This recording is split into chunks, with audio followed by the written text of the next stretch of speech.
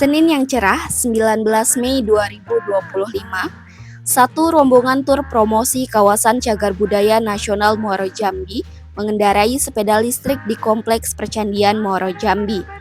Mereka akan menyambangi beberapa candi, di antaranya Candi Pariduku, Candi Gedong, Candi Gumpung, dan beberapa candi lainnya. Pepohonan menjadi batas kanan kiri jalan di Kompleks Percandian terluas se-Asia Tenggara itu. Rombongan akhirnya tiba di shelter parkiran sepeda listrik. Mereka lalu menuju Candi Pariduku, candi terbaru yang rekonstruksi atau pemugarannya selesai pada tahun 2024. Candi Pariduku berbeda dengan Candi Kedaton yang berlanskap hamparan luas rerumputan. Ia lebih dekat dengan Candi Kotomahligai yang di sekelilingnya berupa hutan dengan pohon-pohon menjulang di dalam kompleksnya. Tak ada pagar yang mengelilingi kompleks Candi Pariduku seluas sekitar 80 kali 80 meter persegi ini. Berbeda dengan Candi Kedaton dan Candi Kotomahligai yang terdapat pagar dari susunan bata-bata di sekelilingnya, sesuai nama, Candi Pariduku menyimpan banyak pohon duku. Sebagian pohon duku masih rimbun, tetapi beberapa lainnya kering meranggas. Sementara, kata parit merujuk pada parit-parit atau kanal-kanal kecil yang mengelilingi kompleks candi. Kuat dugaan dulunya kanal kecil menjadi jalur masuk dari Sungai Batanghari dan anak-anak sungai menuju kompleks percandian. Saat ditemukan pada tahun 2022, Candi Pariduku hanya berupa gundukan-gundukan tanah alias menapo-menapo. Menurut Sigit Aryo Nugroho, pemandu tur dari Balai Pelestarian Kebudayaan 5 Wilayah Jambi, awalnya didapati ada 6 gundukan atau menapo. Setelah diekskavasi atau digali, dari 6 gundukan atau menapo diperoleh setidaknya 22 struktur bangunan candi berupa bata-bata merah. BPK 5 Wilayah Jambi kemudian memugarnya pada tahun 2024. Antara satu struktur bangunan candi dan satu struktur lainnya terpisah. Ada yang relatif dekat, ada yang agak jauh. Bata-bata berserakan di masing-masing lokasi candi. Pohon-pohon berdiri di sekitarnya, bahkan ada yang menjulang di atas gundukan atau menapo yang menyelimuti candi. Dalam proses pemugaran ditemukan 2 struktur lagi, sehingga total menjadi 24 struktur bangunan candi. Namun, yang dipugar tetap 22 struktur, di mana 2 struktur yang baru ditemukan tidak dipugar. Candi Pariduku tak seluas Candi Kedaton dan Kotomahligai. Candi ini sepertinya dulu bukan tempat untuk berkumpul layaknya Candi Kedaton dan Kotomahligai yang menjadi tempat belajar, beribadah, dan bermukim. Hasil penelitian menyimpulkan Candi Pariduku merupakan kompleks stupa.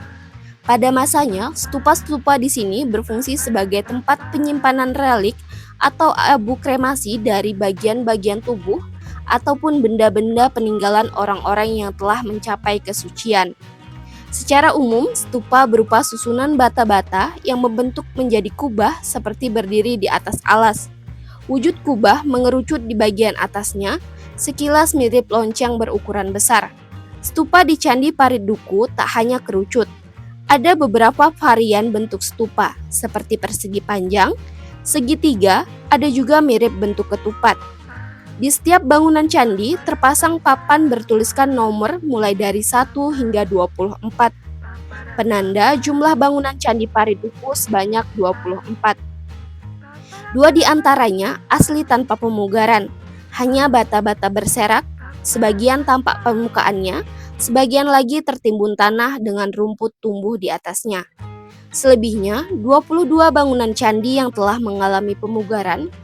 Susunan-susunan bata berbentuk stupa terdapat di bagian atas, di tengah-tengah candi induk atau bangunan candi paling besar yang juga tersusun dari bata-bata. Pada 2 candi yang lebih kecil, tampak bata-bata tersusun melingkar ke atas membentuk stupa di atas bangunan candi. Di satu candi terdapat 1 stupa, di satu candi lainnya ada 2 stupa berdekatan. Ada juga stupa-stupa yang seperti berkumpul di satu tempat dengan pagar bata di sekelilingnya. Setidaknya 9 stupa berdekatan di antara hamparan rerumputan.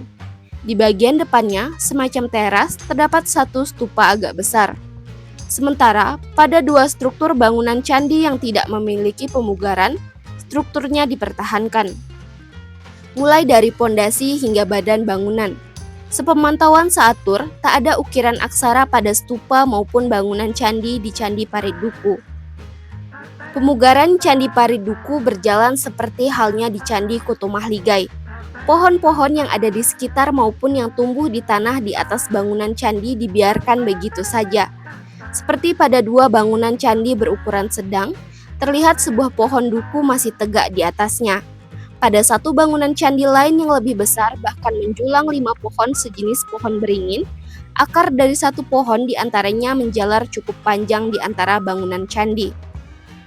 Riz Eka Wibawa, pemandu tur lainnya dari BPK 5 Wilayah Jambi menjelaskan bahwa kajian terhadap Candi Parit-Duku melibatkan arkeolog-arkeolog. Tujuannya untuk mempertahankan agar seperti aslinya. Arkeolog itulah yang merekomendasikan pohon-pohon mana yang harus dipertahankan dan pohon-pohon mana yang harus ditebang. Saat pertama menemukan struktur bangunan candi, baik stupa-stupa maupun bangunan candi, tentu sudah tidak berbentuk, hancur dan berserakan. Dengan demikian, maka saat ini bentuk, rupa, wujud bangunan candi, stupa, ataupun bangunan lainnya mungkin tidak sama persis dengan aslinya. Ia hanyalah berupa perkiraan, kemungkinan-kemungkinan, prediksi meski telah melalui metode ilmiah dalam proses restorasi atau pemulihan struktur candi. Sigit Aryo Nugroho menerangkan, saat pemugaran, tim melakukan susun coba terhadap material-material hasil temuan dengan merujuk pada data arkeologis. Ia menyebut susun coba sebagai bagian dari anastilosis yang merupakan teknik pemugaran.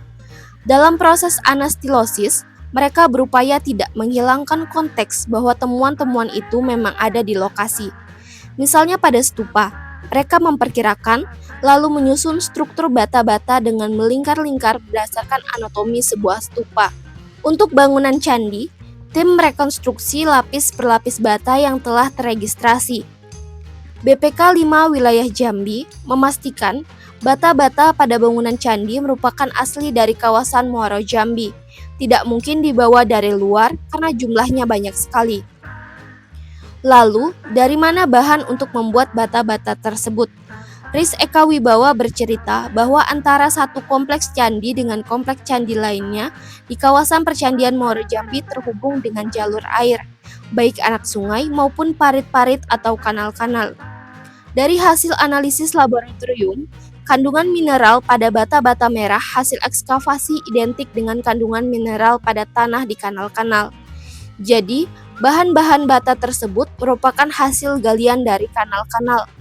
Tanah diambil dari kanal-kanal lalu dibuat menjadi bata-bata.